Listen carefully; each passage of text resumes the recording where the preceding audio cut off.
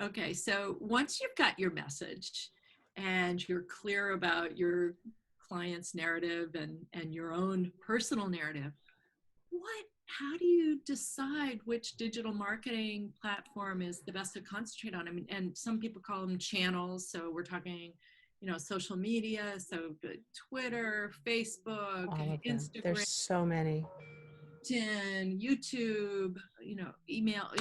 How do you begin? There's so many out there, right? You could spend, there's only 24 hours a day. You could spend all 24 hours a day figuring it out. So as far as social media platforms, that could change. Like you said, it's Twitter, it's LinkedIn, it's Instagram. Now there's TikTok and there's Snapchat. And I know that I missed a few others in there. Pinterest. Pinterest. Oh, Pinterest. I do like Pinterest for a few reasons. But you're going to want to, as far as the social ones, you'll concentrate on one first, wherever your people are, and we'll talk about that in our sessions. But what I want to also point out is that when you're on a social media platform, you want everything to drive back to wherever your call to action is, your website, or some way that you're getting people to take an action. And when you're putting it on social media, you're basically throwing spaghetti at a wall. Maybe they'll see it on Facebook, maybe they'll see it on Instagram, maybe they'll see it on Alignable.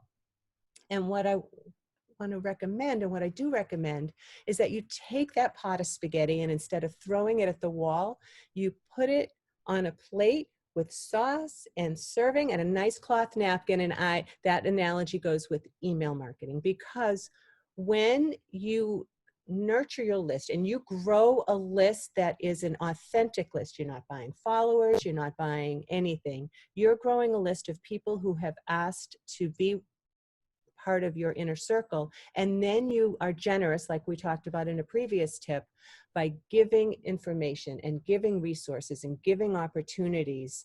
Those people will stay on your list, and that's your list. You have control of that list. You have no control over Facebook, Twitter, Instagram, LinkedIn. I like LinkedIn more than the others for different reasons.